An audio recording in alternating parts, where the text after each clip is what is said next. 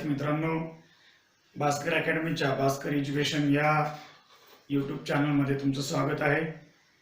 पहा, आज आपण 12वी फिजिक्सचा जो काही सुपरपोजिशन ऑफ वेव्ह हा चॅप्टर सुरू केला आहे, त्याच्या अंडर आपण स्टेशनरी वेव्ह हा कन्सेप्ट पाहत असून त्यामध्ये आपल्याला आज harmonics, overtones and vibration of the string to produce the stationary wave किंवा how the stationary waves are produced in the string by it vibrating.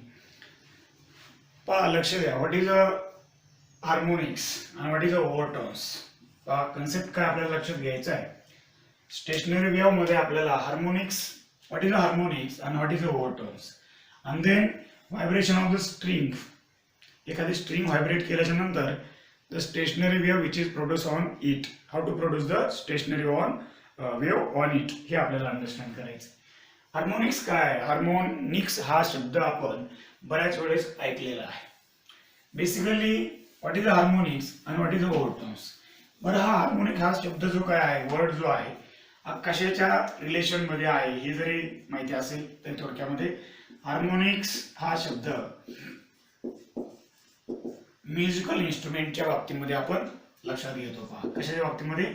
Musical instrument जे काय असतात, जसं की समजा आपल्याकडे असलेलं ड्रम, तबला, मृदंग, त्यानंतर फ्ल्यूट, त्यानंतर अदर काय बरेच काय आहेत, ऑर्गन पाईप समथिंग, याप्रमाणे संतूर, सितार, अशा अनेक आपण काय करू शकतो, म्युझिकल इन्स्ट्रुमेंट गृहीत धरू शकतो। त्याच्यामध्ये आपल्याला हार्मोनिक्स हा शब्द आपल्याला ऐकायला मिळतो। का समजा आपण काय करूया, एखाद्या सितारचं किंवा एखादा विना जो काय त्याचं उदाहरण आपण घेऊया। त्या विनाचे जे काही स्ट्रिंग असतात आणि त्या स्ट्रिंग आपण काय करतो, एक प्रकारे स्ट्रेच करतो, आणि स्ट्रेच केल्याच्या नंतर त्या स्ट्रिंग मधून काय होतो, आपल्याला एक प्लेझंट म्युझिक अशा प्रकारचा एक साऊंड नोट आपल्याला लिसन होताना दिसतो। लक्षात घ्या, ऐकतो आपण तो जो काही साऊंड नोट आहे। याच्यामध्ये एक बाब अशी आपल्याला पाहायला मिळते, जे काही साऊंड नोट आहे त्याचं जे काही व्हेरिएशन आहे, म्हणजे त्याच्यामध्ये जे काही चढ उतार आहे, त्याच्या फ्रिक्वेन्सी जे काही चेंज होतात, त्याच्यामुळे आपण त्या डिस्टिंक्ट करू शकतो, वेगवेगळ्या आहेत असं आपण समजू शकतो।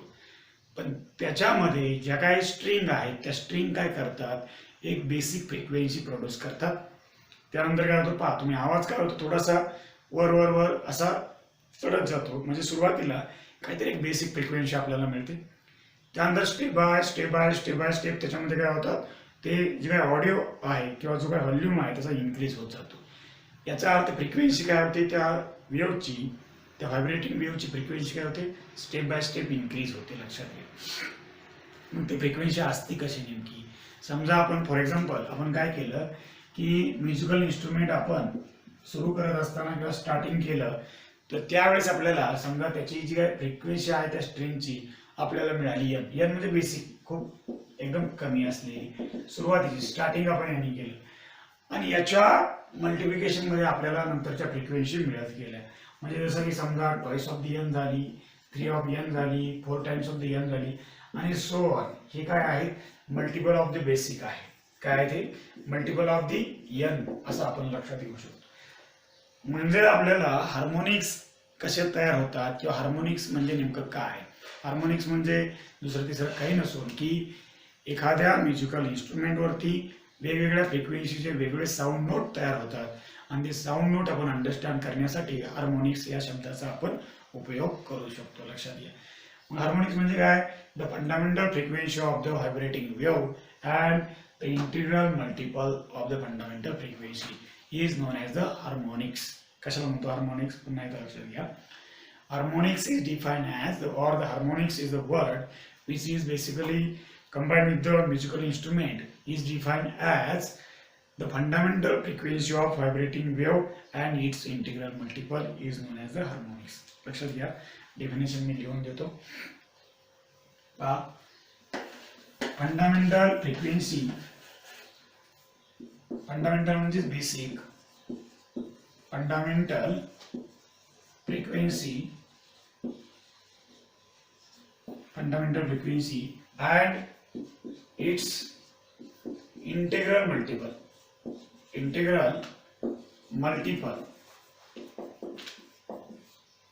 and its integral multiple of vibrating wave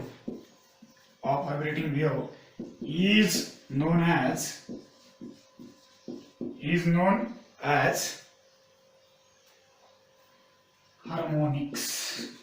harmonics लक्षात घ्या.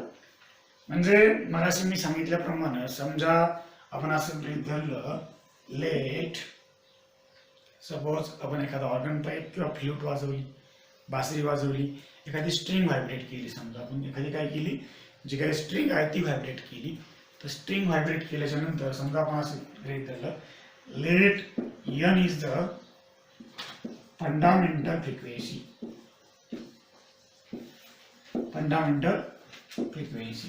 and then 2n, 3n,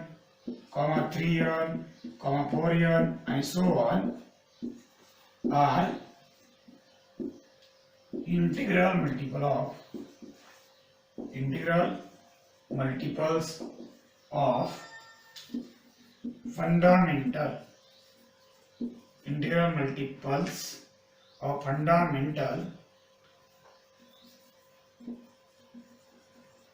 fundamental frequency हे आपण लक्षात घेऊ शकतो. याप्रमाणे आपल्याला काय करता येईल, या प्रकारे आपल्याला अंडरस्टँड करता येईल की ही हार्मोनिक्स आहे, frequency of the such a note, sound note.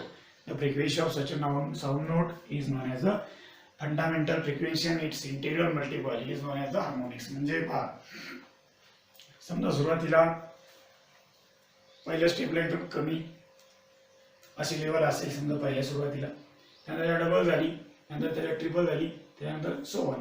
म्हणजेच n, 2n, 3n आणि 4n आणि सो ऑन अशा प्रकारे काय होणार, frequency of the such a sound note increases. Step by step काय होते, इन्क्रीज होताना दिसते आपल्याला.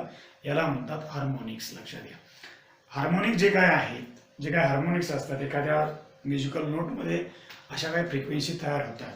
या सगळ्या जे काही फ्रिक्वेन्सी असतात, या सगळ्याच हार्मोनिकच्या फ्रिक्वेन्सी त्याच्यामध्ये असतात किंवा नसतात सुद्धा. असं नाही की सगळ्या हार्मोनिक फ्रिक्वेन्सी एखाद्या म्युझिकमध्ये प्रेझेंट असतात, असं होऊ शकत नाही किंवा असू बी शकतं, असं काय आपण सांगू शकत नाहीये. मग याच्या पुढचा मुद्दा आपण लक्षात घ्यायचा आहे. आता मला सांगा, समजा ही तुमची फंडामेंटल फ्रिक्वेन्सी होती, याच्या पुढचा जर विचार आपण केला नेक्स्ट, याच्यापेक्षा ही फ्रिक्वेन्सी जास्त आहे, म्हणजे इथं साऊंड नोट काय ओव्हर आहे, ओव्हर म्हणजे जास्तीच आहे, इथं काय त्याच्यापेक्षा जास्त, इथं काय त्याच्यापेक्षा जास्त आहे. मग आपल्याला हार्मोनिक्स एकदा अंडरस्टँड झालं की आपल्याला काय करायचं आहे, ओव्हरटोन्स म्हणजे काय ते आपल्याला समजून घ्यायचं. मग आता हार्मोनिक्स आपल्याला लक्षात आला, आता ओव्हरटोनचा आपण विचार करूया. तर हेडिंग टाका सगळ्यांनी, ओव्हरटोन्स.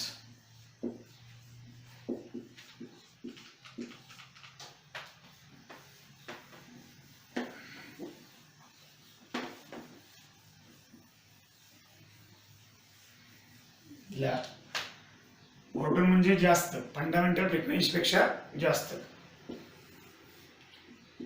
The frequencies in vibrating wave, the frequencies in vibrating wave are greater than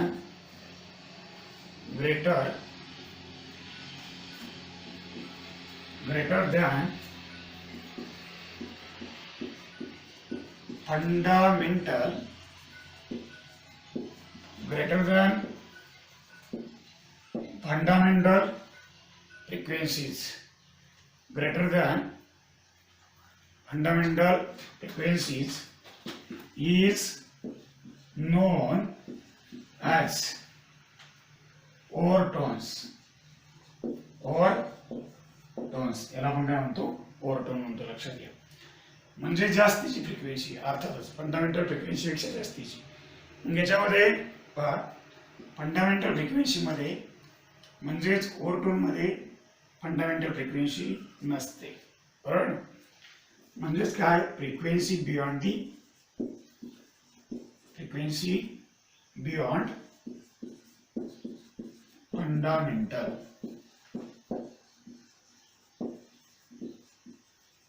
fundamental frequency, बरोबर.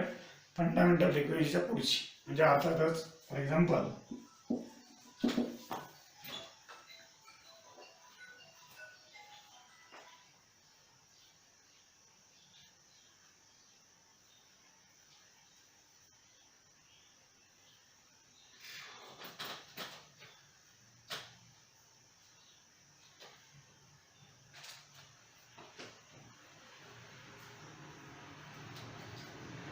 समजा आपण गृहीत धरूया की फंडामेंटल फ्रिक्वेन्सी एन असते आणि एनच्या पुढे जाऊन समजा आपण गृहीत धरलं suppose 2n 3n 4n 5n आणि so on are the overtones. ही काय आहे? Frequency of overtones. म्हणजे फंडामेंटल फ्रिक्वेन्सीपेक्षा पुढची किंवा जास्तीची फ्रिक्वेन्सी जी काय आहे त्याला आपण काय म्हणू शकतो? ओव्हरटोन्स आपल्याला म्हणता येतं. त्याला ओव्हरटोन असं आपण म्हणू शकतो किंवा सांगू शकतो. जे काय आहे ते ओव्हरटोन्स असा आपल्याला विचार करता येईल. पण समजा आपल्याकडे दोन एक्झाम्पल आहेत. एक्झाम्पलमध्ये पहिले एक्झाम्पल मी तुम्हाला सांगेल. एक्झाम्पल पहा, pipe open at both end. Pipe open at both end. समजा दोन्ही साईडनं जर पाईप ओपन असेल तर याच्यामध्ये कशा प्रकारचे व्हायब्रेशन्स होतात आणि त्याच्यामध्ये हार्मोनिक्स कसे असतात किंवा ओव्हरटोन्स कसे असतात ते बी आपल्याला लक्षात घ्यायचे. याच्यामध्ये जे काय आहे पाईप जर समजा दोन्ही एंडला जर ओपन असेल तर आपल्याला कोणत्या टाईपचे मिळतात? तर याच्यामध्ये आपल्याला असे मिळतात pipe open at both end. Suppose 2n, 3n, 4n, 5n आणि सो ऑन 6n. म्हणजे याचा अर्थ काय? फंडामेंटल फ्रिक्वेन्सी सोडून सगळेच काय असतात इथे? सगळे हार्मोनिक असतात. फंडामेंटल नाही आहे फक्त. 2n म्हणजे काय? दुसरा हार्मोनिक. 3n म्हणजे काय? तिसरा हार्मोनिक. याचा अर्थ हे पहिलं ओव्हरटोन, हे फर्स्ट ओव्हरटोन, हे सेकंड ओव्हरटोन, हे थर्ड आणि हे फोर्थ आणि सो ऑन. अशा प्रकारे आपल्याला पाईप ओपन असेल तर असं सांगू शकतो. समजा पाईप क्लोज्ड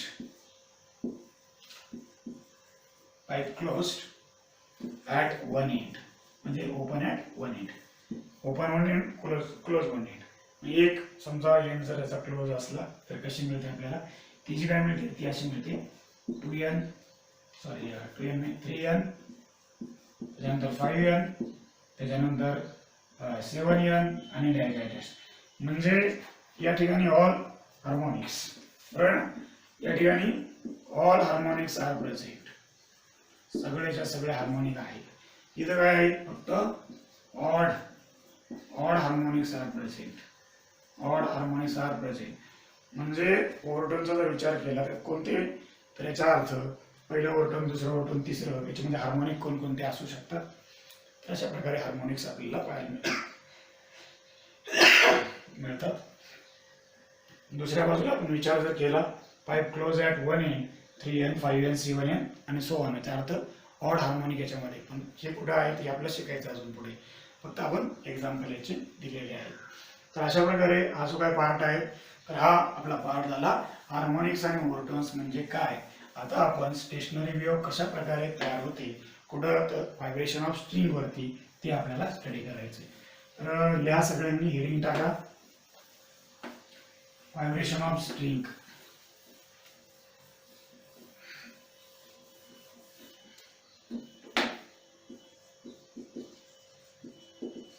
स्टेशनरी वेव्ह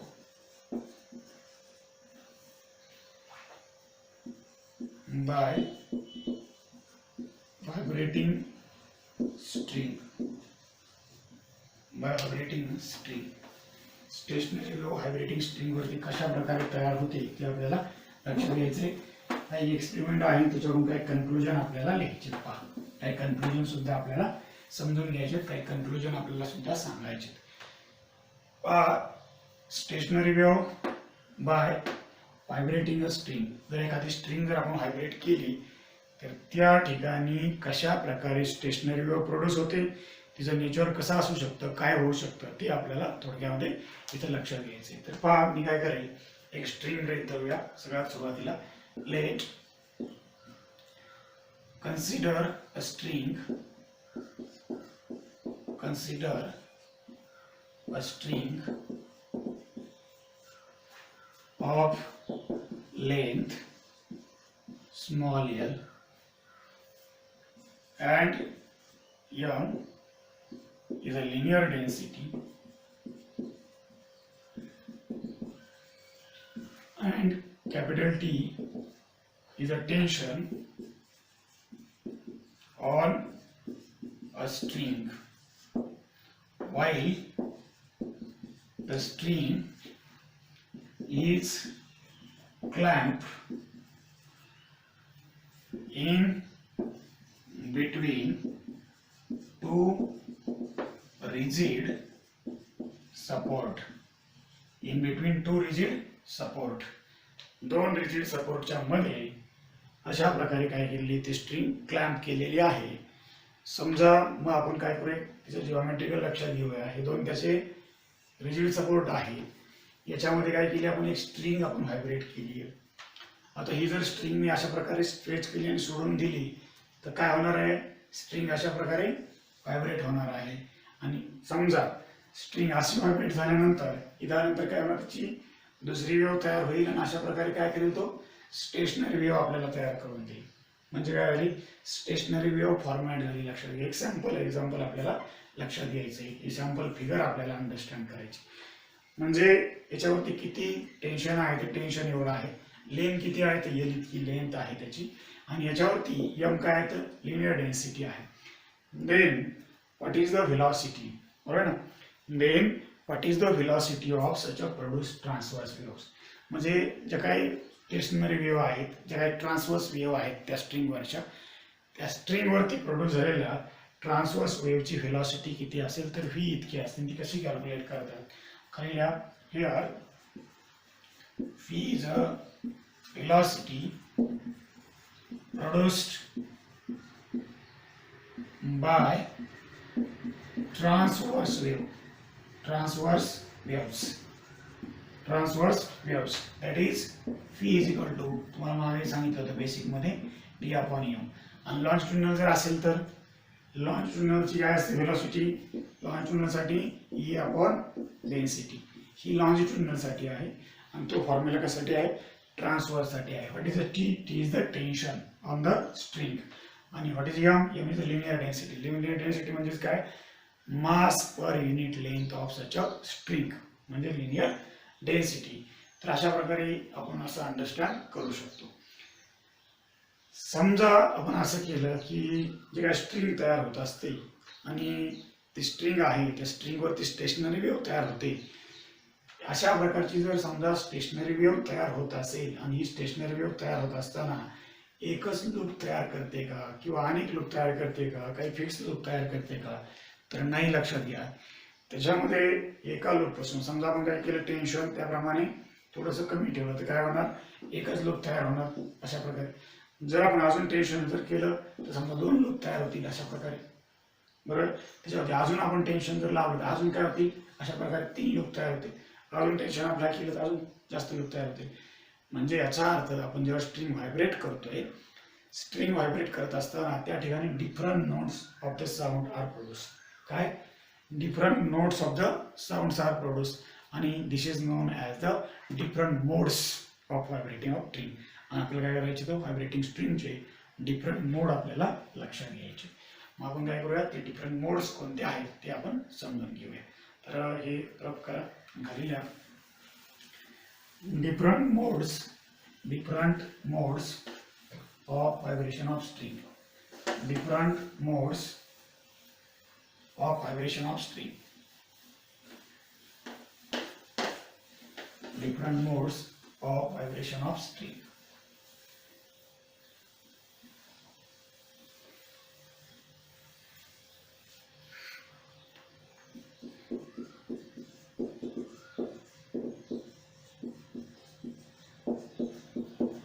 म्हणजे किती प्रकारे व्हायब्रेटिंग स्ट्रिंग म्हणजे किती प्रकारे ही स्ट्रिंग व्हायब्रेट होते ते आपल्याला समजून घ्यायचे. आपण काय करूया पहिल्या मोड मध्ये in first mode we have to consider only one antinode and 2 nodes.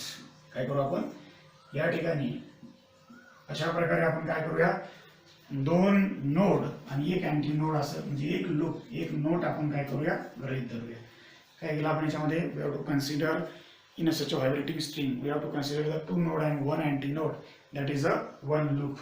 एक नोट एक लूप आपण काय करूया गृहीत धरूया. याची लेंथ किती आहे त्याची लेंथ आहे एल इतकी. एल कुणा इतकी आहे इथं λ/2 इतकी आहे. आपल्याला माहितीच आहे एका लूपचा पाथ किती असतो काल आपण पाहिलं एका लूपचा पाथ हा λ/2 असतो आणि दोन लूपचा मिळून किती असतो 1 λ असतो. मग हे आपल्याला या ठिकाणी कन्सिडर करता येईल. लेंथ किती आहे ते λ/2 इतकी लेंथ आपल्याकडे आहे. मग काय करूया कन्सिडर करूया. लिहिल्या फर्स्ट मोड या consider in first mode consider two nodes and one antinode. It forms a loop किंवा नोट. एक नोट तयार झाली बरोबर. फॉर्म नोट किंवा loop of length small l is equal to λ/2 and frequency small l किंवा and velocity phi is equal to √T/m. हे सगळं आपल्याला माहितीच आहे. म्हणजे n ही फ्रिक्वेन्सी आहे आपल्याला माहितीच आहे. आपण असं लक्षात घेऊया. therefore we know frequency n is equal to phi/λ. मग v किती आहे v आपल्याला माहिती आहे. लॅम्बडा किती आहे तर लॅम्बडा आहे 2l इतका. किती आहे लॅम्बडा 2l इतका आहे. मग हे मी लक्षात येत आहे. मग पुढे आपण लिहूया here phi is equal to √T/m आणि लॅम्बडा इक्वल टू 2l. या दोन्ही व्हॅल्यू आपण काय करू याच्यामध्ये पुट करून देऊया. therefore n is equal to √T/m divided by 2l. अर्थातच n is equal to 1/2l into √T/m. This is our fundamental frequency. काय ही आहे आपली पहिली फ्रिक्वेन्सी. लक्षात घ्या n म्हणजे समजा आपण एकदम बेसिक असं लूप जर तयार करायचं याच्यापेक्षा अर्ध लूप तयार करू शकतो का आपण. याच्यापेक्षा कमी लूप होऊ शकत नाहीये. अर्ध्याला काही अर्थच राहत नाही. कमीत कमी काय होणार मिनिमम एवढं आपल्याला लक्षात घ्यावं लागणार. मिनिमम ही कंडिशन महत्वाची आहे. मिनिमम एवढी तरी आपल्याला घ्यावीच लागेल. याच्यापेक्षा आपण काय कमी घेऊ शकत नाहीये. मिनिमम आपण 2 नोड आणि एक अँटीनोड आपण घेऊ शकतो आणि त्याप्रमाणे आपल्याला एक लूप मिळतं आणि एक लूप मिळतं म्हणजेच त्याची फंडामेंटल फ्रिक्वेन्सी आपल्याला मिळते 1/2l into T/m. हे झाला आपला पहिला मोड. काय झाला हा झाला फर्स्ट मोड. आता आपण काय करूया सेकंड मोड कडे जाऊया. सेकंड मोड पहा. सेकंड मोड आपण लक्षात घेऊया. सेकंड मोड मध्ये आधी फिगर मी चेंज करतो. आपण 2 लूप इथं गृहीत धरू.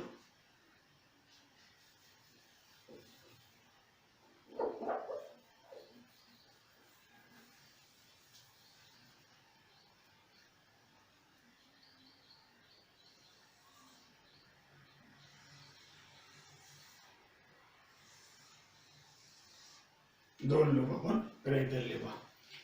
मग या ठिकाणी हा नोड हा अँटीनोड हा नोड हा अँटीनोड हा पुन्हा नोड. म्हणजेच लेंथ किती झाली बघा. याची λ/2 याची λ/2 म्हणजेच लेंथ झाली लॅम्बडा. आपण त्याला काय म्हणू λ1 म्हणू.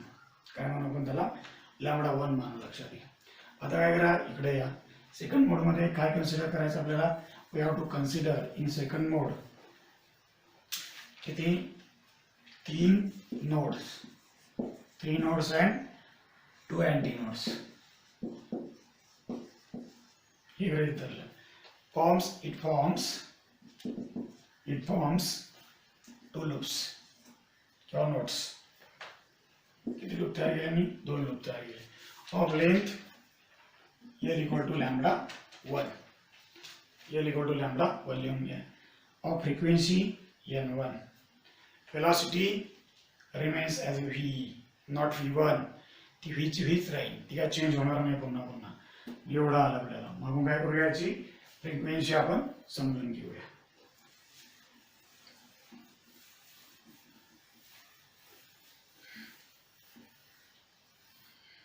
आता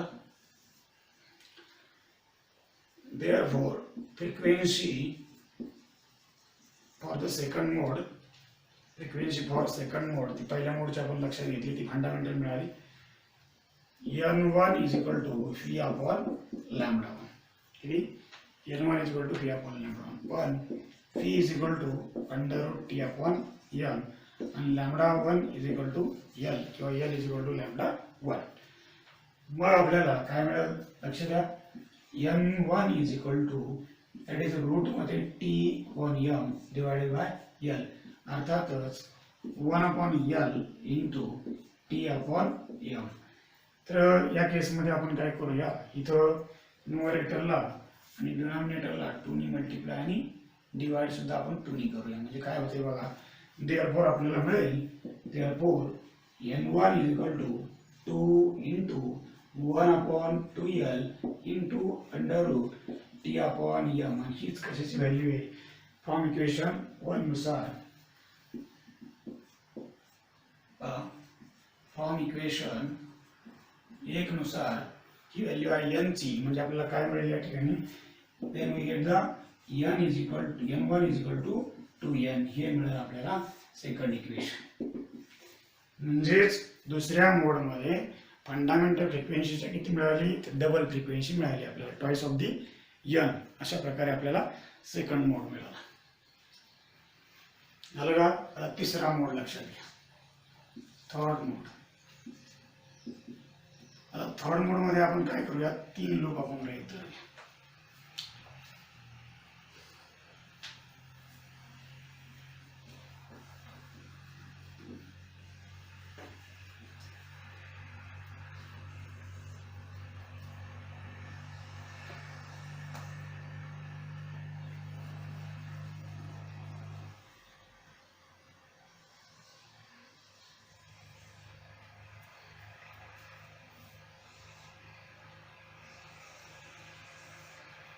तसे 3 लूप आपण गृहीत धरू.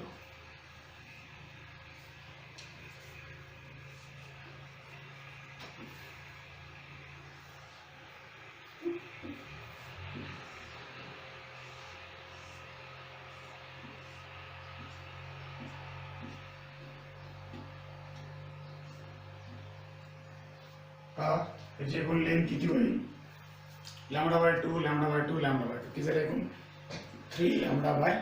म्हणजे याला आपण काय करू, 3 λ/2 आपण 2 करूया, कारण लॅम्बडा सगळे सारखे नाहीत. हे आपल्याला मिळालं. त्यानंतर आपण कन्सिडर करूया किती नोड आहेत आपल्याकडे, 2 3 4 नोड आणि 3 काय अँटी नोड. 3 अँटी नोड आणि 4 नोड, 4 नोड आणि 3 अँटी नोड काय करेल, हे 3 लूप तयार करेल, 3 नोड तयार करेल. आणि त्याची लेंथ किती असेल, तर लेंथ इक्वल टू किती मिळेल आपल्याला, 3 λ/2/2 एवढी लेंथ आपल्याला मिळेल.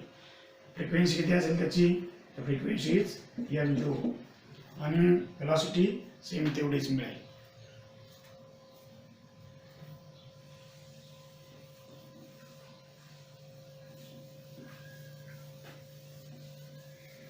मग एवढीच फ्रिक्वेन्सी.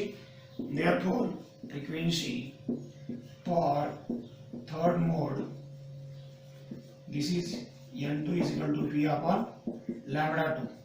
बरोबर.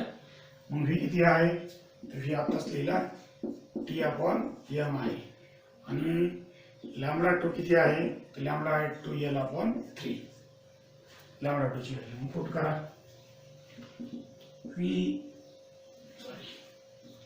n2 is equal to under root t upon m divided 2l upon 3, that is 3 into upon 2l into under root t upon m.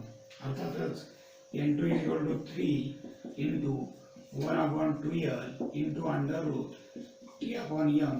म्हणजे फ्रॉम इक्वेशन 1 एक नुसार पुन्हाची व्हॅल्यू किती एफ, म्हणजे काय मिळेल आपल्याला n2 is equal to 3n.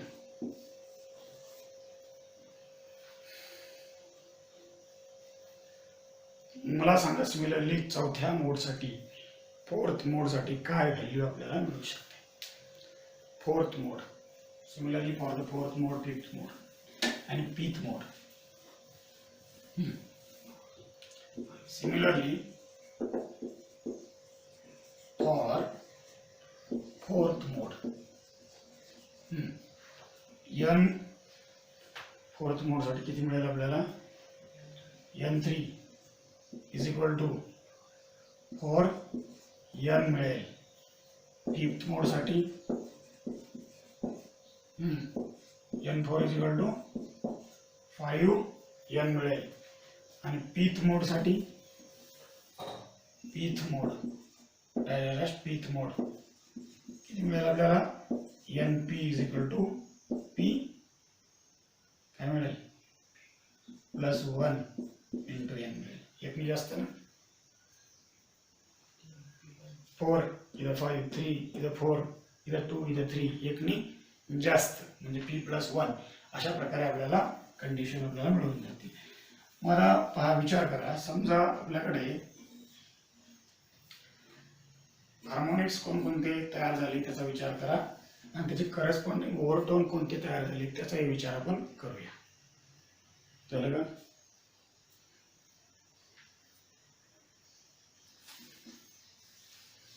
लिहा खाली कन्क्लुजन लिहू आपण. याच्यावरून काय काय आपल्याला अंडरस्टँड झालं ते कन्क्लुजन आपल्याला समजून घ्यायचं.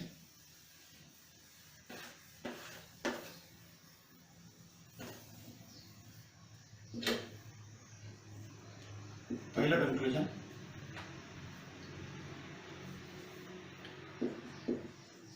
फ्रीक्वेंसी फॉर पीथ मोड और pth overtone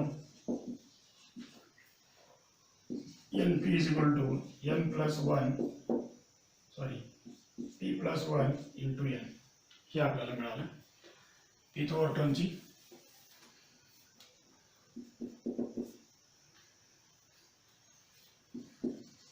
the harmonics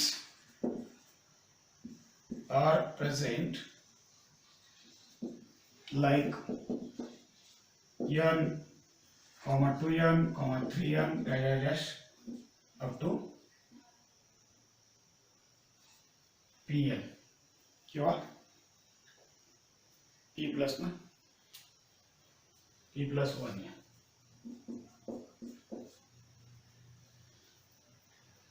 all harmonics are present. काय करू शकतो आपण याला, hence all even as well as odd are present. Harmonics सगळेचे सगळे प्रेझेंट आहेत. त्यानंतर ओव्हरटोन कोणते प्रेझेंट आहेत व्हायब्रेशन ऑफ स्ट्रिंग मध्ये. ओव्हरटोनचा विचार करा. पहिला ओव्हरटोन कोणता आहे, n1 is equal to twice of n. The overtones are पहिला ओव्हरटोन कोणता आहे, this is 2n the first one, then 3n, this is the second one, this is 4n, this is third one,